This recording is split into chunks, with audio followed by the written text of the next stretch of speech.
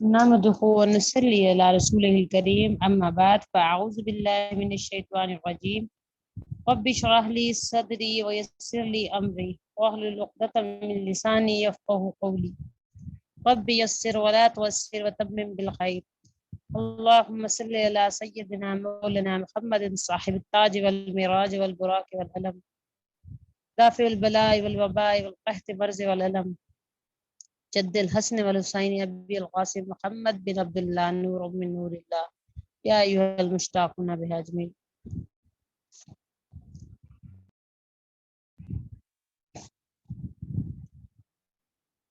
اللہ توفیق اور اس کی رحمت سے آج ہم 14ویں پارے کی ابتدا کریں گے.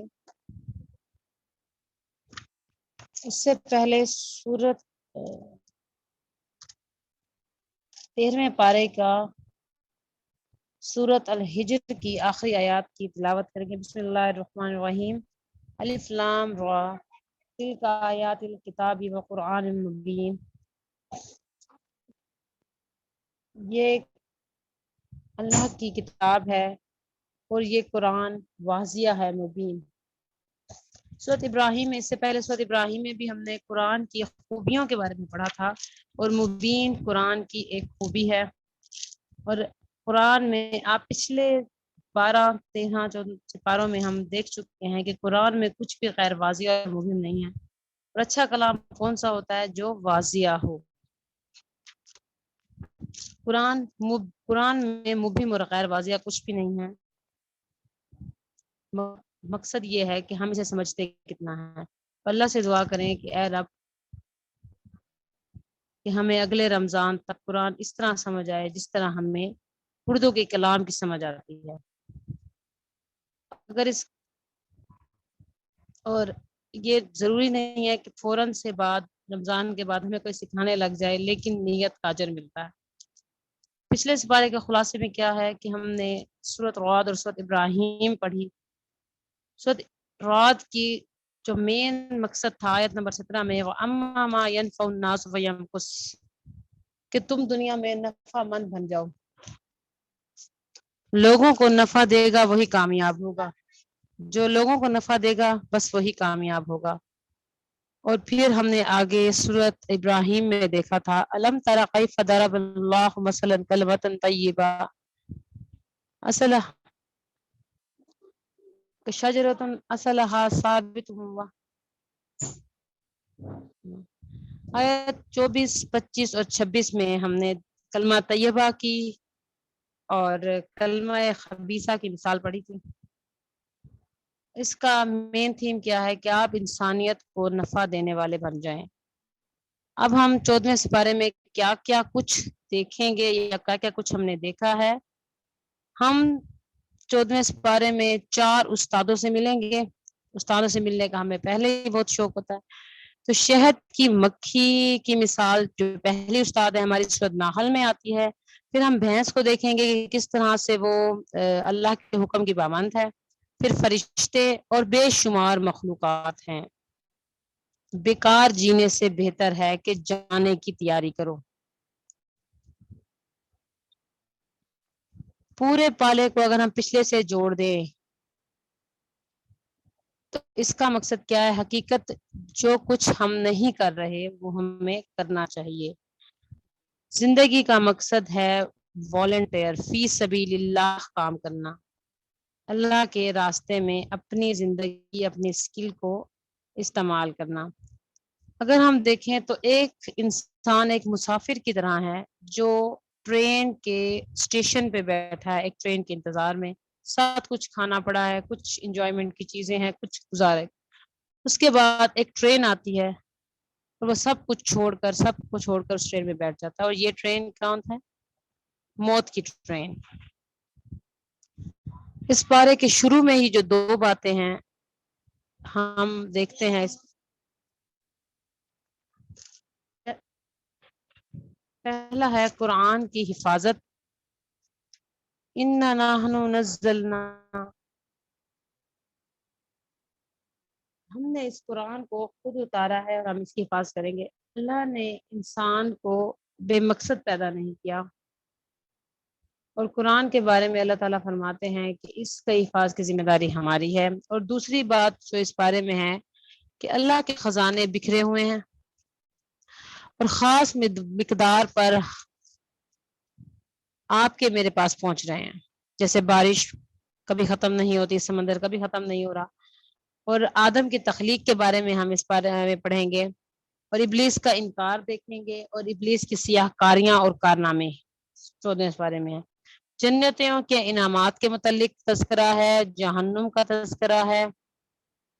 اگر ہم اس کو واضح طریقے سے دیکھیں تو دنیا سے نظریں اٹھ جاتی ہیں اور وہاں جانے کو جی چاہتا ہے، اگر کچھ کیا ہو، نہ کیا ہو تو تیاری کو جی چاہتا ہے۔ اس کے بعد ہم ابراہیم کو بیٹے کی بشارت کیسے ملی یہ دیکھیں گے، سورۃ 14 اس بارے میں دیکھتے ہیں۔ حضرت لوط علیہ السلام کی بیوی کیوں پیچھے رہ گئی، قوم سمود کی تباہی کیوں ہوئی۔ سورۃ نحل میں ہم یہ دیکھتے ہیں کہ ہر چیز کا واحد مالک اللہ ہے، ہم سب تو نقلی مالک ہیں، ہم سب چیزیں اللہ سے بورو کی ہیں۔ اس کے بعد ہم سواری جانور کی حرمت کے بارے میں اس میں پڑھتے ہیں۔ سورج چاند کی گردش میں پوشیدہ فوائد کے بارے میں ہم پڑھیں گے۔ اللہ کے انعامات، قرآن کے احکامات کو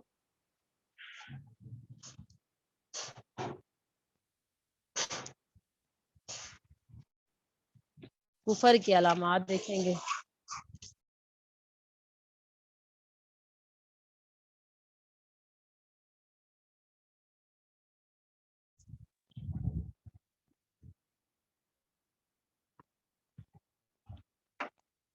اور اس کے بارے میں ہم اساطیر الاولین کے بارے میں پڑھیں گے کہ یہ قرآن پاک کے بارے میں کہ اس میں سٹوریز ہیں، آؤٹ ڈیٹڈ سٹوریز کے بارے میں کہہ کے کہ کس طرح سے یہ آج کے اسلام لوگوں کے لیے فائدہ مند ہے۔ نمرود کا تذکرہ ہے، اس میں متقین کے لیے بہترین جزا کا ذکر ہے۔ اللہ کا غضب ٹوٹتا ہے ان پر جو نہیں مانتے، اور حساب اور باز پرست لازمی ہے۔ اللہ ہمیں ہمارے لیے آسان کر دے۔ شرک کی باتیں ہیں، حساب ہوگا، اللہ تعالیٰ آسان کر دے گا۔ توحید کی تاکید ہے، اللہ کے احسانات کی جھلک ہے، عہد و پیمان کی اہمیت ہے، تبلیغ کے اصول ہے، حکمت بھری تبلیغ کرنی ہے۔ تو ہم کہیں کہ ہم تبلیغ کے اصول کیوں سیکھیں، ہم کوئی تبلیغی جماعت سے ہیں یا اس میں تبلیغ، تو آپ یہ یاد رکھیں کہ ہر ماں ایک مبلغہ ہے۔ ہم دن میں 4-5 پر اپنے بچوں کو نماز کے لیے ترغیب دیتے ہیں، اور ساری زندگی ہم اچھے کاموں کے لیے ان کو ترغیب دیتے ہیں، تو ہر ماں کو ایک مبلغہ ہے، اور ہر بات پہنچانے اور فائدہ مند تبلیغ کے لیے اصول اس قرآن پاک کے اس پارے کے سب سے آخری آیت میں ہے، جس کو ہمیں تفصیل سے پڑھنے کی ضرورت ہے۔ ہمارے نبی نے تبلیغ کے جو طریقے رائج کیے، جو اسلام کے رائج ہیں، اور بہت افسوس سے کہنا پڑا ہے کہ آج ہماری ہی بے ہنگم تبلیغ کی وجہ سے ہم بہت سارے لوگ قرآن سے دور ہو گئے ہیں۔ بہت غصے والی تبلیغ اور سخت کلیجے سے کی ہوئی باتیں جو لوگوں کو دہلا دیتی ہیں، لوگ قرآن سے دور ہو جاتے ہیں۔ اور اس قرآن کا، اس پارے کا جو مین تھیم ہے ٹیم ورک اور کائنات کا عدل، یہ چیزیں ہم اس بارے میں دیکھیں گے، کائنات کا عدل کس طرح سے ہے اور ٹیم ورک کی اہمیت کیا ہے۔ سورۃ نحل جب ہم پڑھنا شروع کرتے ہیں تو اس کو ہمیں اوپن ایئر میں پڑھنا چاہیے کہ یہ اس طرح سے ہے جیسے گاڑی چلتی ہے، اور گاڑی کی اسکرین پر باہر کس طرح سے اسکرین چیزیں چلتی ہیں، اور اللہ تعالیٰ ہمیں دکھاتا ہے کہ حقیقی چیزیں کو کھا کر کس طرح سے ہمیں ایک گائے اعلیٰ چیز دیتی ہے، دودھ، اور ہم دودھ پی کے کیا پروڈیوس کر رہے ہیں، چارہ بھی نہیں پروڈیوس کر رہے۔ تو خیر کا مسلسل سلسلہ ہے اس میں، اور ہمیں یہ جو تب میسج ملتا ہے کہ مسلم فوکسڈ ہوتا ہے، اور مومن ایسی ایک ٹرین کی طرح ہے جسے ٹرین اپنی بوگیوں کو لے کے چل رہی ہے، اور اس کے ارد گرد بہت سے سینز ہیں، بہت سی راستے آتے ہیں، لیکن وہ فوکس اپنے مقصد پر نظر رکھے ہوئے چل رہی ہے۔ اور مومن ایک ٹرین نہ ادھر دیکھتا ہے نہ ادھر دیکھتا ہے، تھوڑا ایک وقت کے لیے انجوائے تو کر لیتا ہے لیکن اپنے مقصد سے نظر نہیں ہٹائے گا۔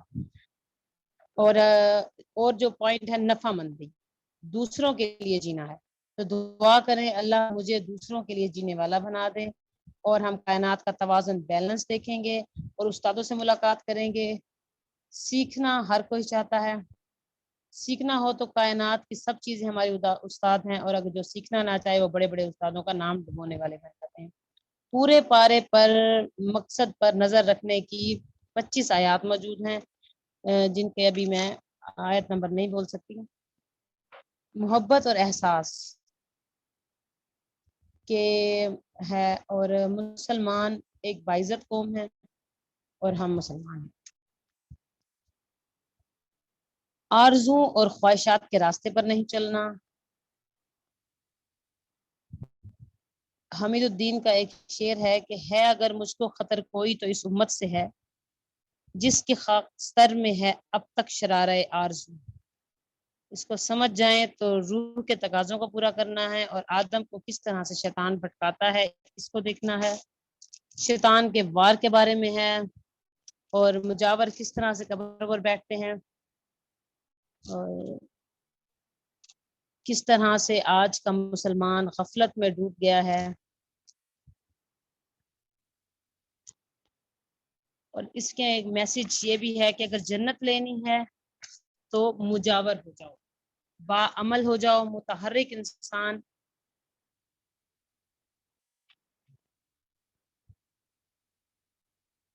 بامقصد زندگی گزارتا ہے، اور مسلم امت مسلمہ کو عملی کام کرنے ہیں۔ آیت نمبر 67 میں شراب حرام ہو جائے گی، جس کی دلیل ہے۔ اور آج کس طرح سے شیطان کا وار کیا ہے۔ مست رکھو ذکر و فکر و صبح آگاہی میں سے، پختہ تر کر دو مزاج خان کاہی میں سے۔ اور ہمیں کس طرح سے بہکا دیا گیا ہے کہ اگر ہم دنیا کو چھوڑ کے ترک دنیا ہو کے جنگلوں میں چلے جائیں تب ہم جنت ملے گی، ایسا نہیں ہے۔ اصل زندگی کا مقصد ہے کہ دنیا کے عشاشیوں میں مختلف سینز میں رہ کر ہمیں فوکس ہونا ہے، یہ جنت کا صحیح راستہ ہے۔ اور ربما ایک وقت آنے والا ہے، پہلا جملہ ہی اس بارے کا بتاتا ہے کہ اس وقت سے پہلے جب اسلام میں لانا فائدہ نہ دے، مسلمان ہو جائے۔ آج اللہ کی بات کو مان لو اور خود کو مسلمان کہتے ہو، اور مسلمان گھر میں پیدا ہوئے ہو تو شعوری مسلمان بن جاؤ۔ اور اگر اسلام شمع تمہارے دلوں میں روشن نہیں ہوئی تو کسی کی بات سن کر کان دھر کے اس پر عمل کرنے کی کوشش کرو، ورنہ حسرت ہوگی۔ یہ پارہ سورۃ ہجر کی آیت نمبر 2 سے شروع ہوتا ہے اور سورۃ نحل پر پورا ہوتا ہے۔ یہاں سے آپ دیکھیں گے کہ ایک پارے میں 2 سورتوں کا طریقہ چلے گا، اور سورۃ ہجر کے اندر پچھلی قوموں کے قصے بھی ملیں گے۔ قرآن حکیم کو اپنے سینوں میں محفوظ کرنے کی کوشش کرنی ہے۔ اللہ تعالی ہمیں اس کی توفیق دے، اور ہمیں کچھ نہ کچھ قرآن کا حصہ حفظ کرنا ہے۔ جس کے سینے میں قرآن پاک ہوگا اس کو جہنم کی آگ نہیں چلے گی۔ شرط کیا ہے کہ ہمیں اس کے اوپر عمل بھی کرنا ہے اور حرام کام سے بچنا بھی ہے۔ اور جو اس کا میسج ہے اِنَّا نَحْنُ نَزَّلْنَا الذِّكْرَ وَإِنَّا لَهُ لَحَافِظُونَ، کہ ہم نے اس کو اور کلام کو اتارا ہے اور ہم اس کے محافظ بھی ہیں۔ اللہ کی ذات سے زیادہ اس کی صفات پر غور کرنا ہے۔ اب میسج نوٹ کرتے جائیے اس پارے کے۔ اللہ کی ذات اور اس کی صفات، اللہ کی ذات سے زیادہ اس کی صفات پہ غور کرنا ہے۔ کس مقصد کے لیے؟ کہ اس کی صفات پر غور و فکر کر کے ہم اللہ کی خوبیاں اپنے اندر لانے کی کوشش کریں، تاکہ ہم دیکھیں کہ ہمارا رب ہم سے چاہتا کیا ہے۔ اور اللہ کے لیے خالص ہونا ہے، دوسروں کے حالات سے سبق سیکھنا ہے، رب کی عبادت کرنی ہے، غور و فکر کرنا ہے۔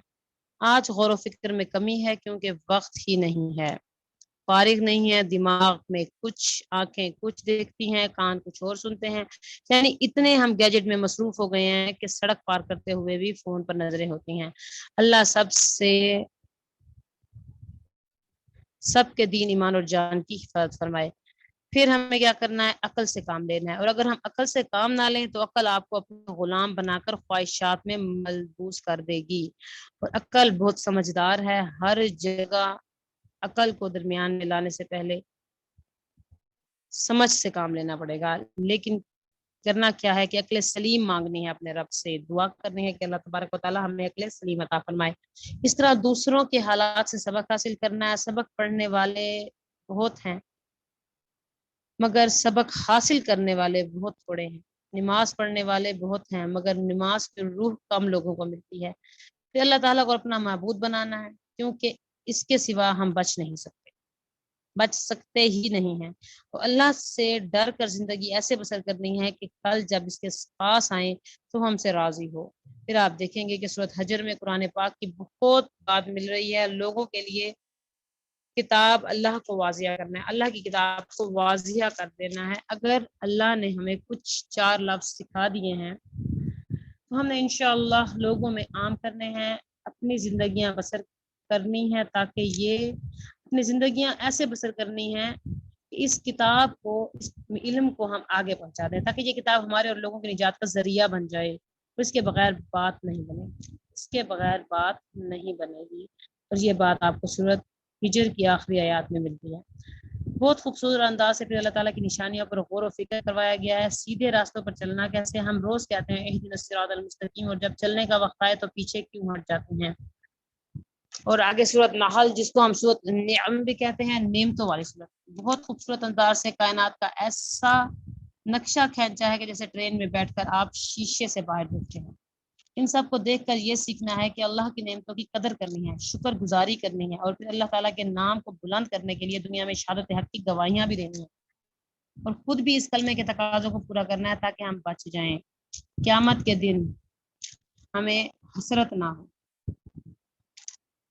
اور آیت نمبر 30 میں سورۃ نحل کا یہ پیغام ہے، بجتنبوا الطاغوت، کہ اجتناب کرو طاغوت سے، یعنی غیر اللہ سے بچنا ہے۔ پھر اس میں ایک بڑی اہم آیت ہے جو ہر جمعے کے خطبے میں پڑھی جاتی ہے، اور اللہ کرے ہمارے بھائیوں کو یہ سمجھ بھی آتی ہو کہ دین کا خلاصہ ہی کہہ لیجیے ہم اس آیت کو۔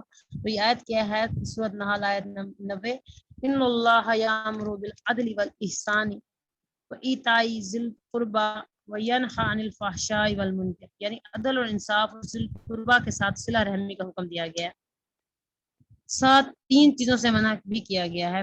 فاحش کہہ لیجئے، منکر، یعنی اللہ کرے کہ ہم قرآن صحیح سمجھنے والے بن جائیں، اور جتنا زیادہ صبر کریں گے، اور یہ بھی پتہ چلتا ہے کہ اتنا ہی ہم دین پر عمل کریں گے، جتنا ہی ہم صبر کریں گے اتنا ہم دین پر عمل کرنا آسان ہوگا۔ چنانچہ اس صورت میں نعمتیں بہت ساری ہیں، تو اللہ تعالیٰ نے اس صورت میں ہمیں نعمتوں کا شکر ادا کرنے کی بھی توفیق دی، اور اللہ تعالیٰ ہمیں توفیق دے کہ ہم اس صورت کو پڑھیں اور دیکھیں گے کس طرح سے اللہ تعالیٰ نے اپنی نعمتوں کا ذکر کیا گیا ہے۔ اس میں آیت 97 میں بہت بڑی خوشخبری ہے، من عمل صالحا من ذکر او انثى وهو مؤمن فلنحيینہ حیات طیبہ، حیات طیبہ مل جاتی ہے اس بندے کو جو عمل صالحہ کرے۔ اور یاد رکھیں کہ ہر گناہ دل پر بوجھ پڑتا ہے، دبا پڑتا ہے، وقتی طور پر انسان انجوائے کر لیتا ہے۔ جب بھی انسان کوئی گناہ کرتا ہے انجوائمنٹ کے لیے تو وقتی طور پر تو انجوائے کر لیتا ہے، لیکن دل پہ جو دھبا اور بوجھ پڑتا ہے بعد میں اس کا نقصان ہوتا ہے۔ تو ہم نے خدا سے حیات طیب مانگنی ہے، نافرمانی ہر ناجائز چیز سے پاک ہونا ہے، اس لیے اللہ تعالیٰ کا فرما بردار بندہ بننا ہے اور بن کر جینا ہے، کیونکہ اللہ تعالیٰ آیت نمبر 1-2 میں سورۃ نحل کی 1-2 میں فرماتے ہیں فبشری للمسلمین، فرما بردار اور مسلمین کے لیے خوشخبری ہے۔ اللہ کے آگے خوبصورت طریقے سے کھڑا ہونا ہے، اور پھر اللہ تعالیٰ کے راستے کی دعوت دینا ہے، پہلے خود جمنا ہے، خود چھکر جانا ہے، اور پھر اس کے بعد اللہ کے راستے کی دعوت دینا شروع کرنی ہے۔ اس کو پڑھتے ہوئے آپ نے اور میں نے نیت کرنی ہے کہ اس بات کی اپنی زندگیوں میں اس کتاب کو اپنے ساتھ لگائیے، اور اس بارے میں امت مسلمہ کو ایک پیغام ہے کہ قرآن کی حفاظت اللہ کے ذمہ ہے۔ لوگ پریشان ہوتے ہیں کہ قرآن پاک جلایا جا رہا ہے، قرآن سے یہ ہو رہا ہے، قرآن کو پیچھے کر رہے ہیں، تو اللہ تعالیٰ نے سورۃ ہجر کی آیت نمبر 9 میں فرمایا ڈونٹ وری انا نحن نزلنا الذکر وانا له لحافظون، رہا یہ ذکر تو اس کو ہم نے نازل کیا اور ہم خود اس کی حفاظت اور اس کی نگہبانی کر لیں گے۔ اللہ کی سچی کتاب کو لینا ہے، عمل کی باتیں، اس پارے کو لینے کا اصل مقصد عمل ہے، کیونکہ عمل سے زندگی بنتی ہے، جنت بھی جہنم بھی، یہ خاکی اپنی فطرت میں نہ نوری ہے نہ ناری ہے۔ تو اس پارے میں عمل کی 5 باتیں ہیں. نعمت دین و ہدایت کا بہترین شکر ادا کرنا ہے. اللہ نے جو ہمیں دین دیا ہے، نعمت دی ہے دین کی اور ہدایت کی توفیق دی ہے، اور ہم اس بات کا دعویٰ کرتے ہیں کہ ہم مسلمان ہیں، تو اللہ تعالیٰ سے ہم نے شکر ادا کرنا ہے کہ اس نے ہمیں یہ نعمت دی. دوسرا کیا ہے؟ ناشکری سے بچنا ہے، کیونکہ ناشکری نعمتوں کو چھین لیتی ہے. اور تیسرا جو بات ہے، قرآن اور سبع مثانی عظیم نعمتیں ہیں. اللہ تعالیٰ نے رسول صلی اللہ علیہ وسلم کو کہا کہ اب میں نے تمہیں 7 آیاتیں دی ہیں جیسے سورۃ فاتحہ، تو اب اس دنیا کی طرف نہیں دیکھنا. تو جس کو اللہ تعالیٰ قرآن دے دے، قرآن کا درد دے دے، قرآن کی خدمت کے موقع دے دے، تو پھر اس کو دنیا کی چھوٹی چھوٹی چیزوں پر نہیں ریجھنا چاہیے. اللہ ہماری خواہشوں کو چھوٹا کر دے اور قرآن کی خدمت کو بڑا کروا لے ہم سے. اللہ تعالیٰ ہم سے قرآن کی خدمت لے لے کہ ہمیں قرآن کے راستے میں جوتے سیدھے کرنے پر بھی لگا دے، تو بہت شکر سے، بہت احسان مندی سے وہ کیجیے کہ ہم اللہ کے راستے پہ اپنے آپ کو قربان کیجیے. کہ پہلے ہم ایسا نہ ہو کہ اللہ تعالیٰ بدلے میں ہم سے کہے کہ اس کو نہیں آنا ایسا ہم سے بدلا لے. تیسرا عمل کی بات ہے کہ نشانیوں پر غور کرنا ہے، اللہ تعالیٰ کا قرب اور معرفت حاصل کرنا ہے. اور 5واں تقوی، صبر، احسان، جنت والوں کی صفات. جنت کی صفات کیا ہیں؟ ایک تقوی رکھنا، ایک صبر رکھنا اور ایک احسان کی روش. جس طرح سے ہم نے دیکھا تھا کہ حضرت یوسف اور یعقوب کس طرح سے محسنین. احسان کیا ہوتا ہے؟ اپنے حق سے زیادہ دے دینا. تو دعا ہے کہ اللہ تعالیٰ ہمیں توفیق عطا فرمائے. تو یہ تھا پارہ نمبر 14، جس کے اوپر اب ہم اگر اس کو پڑھیں تو اس میں بہت بہت بہت کچھ ہے. اللہ تعالیٰ ہمیں صحیح طرح سے پڑھنے کی، اس کے اندر کرنے کی توفیق عطا فرمائے اور ہمیں اس قابل بنا دے کہ قرآن پاک کے لفظوں کو ہم صحیح لیں. اور ہمیں انشاءاللہ رمضان کے بعد ہم سب نیت کر لیں کہ قرآن کو لفظی ترجمے سے سیکھنا ہے، قرآن کی زبان کو ایسے سمجھنا جیسے ہماری زبان ہے. سبحانک اللہم و بحمدک، اشہد ان لا الہ الا انت، استغفرک و اتوب الیک. ربنا تقبل منا انک انت السمیع العلیم وتب علینا انک انت التواب الرحیم. صلی اللہ تعالی خیر خلقہ و اصحابہ اجمعین برحمتک یا ارحم الراحمین. السلام علیکم و رحمۃ اللہ وبرکاتہ. وعلیکم السلام. اللہ قبول و منظور فرمائے آپ کی اس کاوش کو. آپ سلامت رہیں، آباد رہیں، خوش رہیں. جزاک اللہ. اللہ حافظ. اللہ حافظ.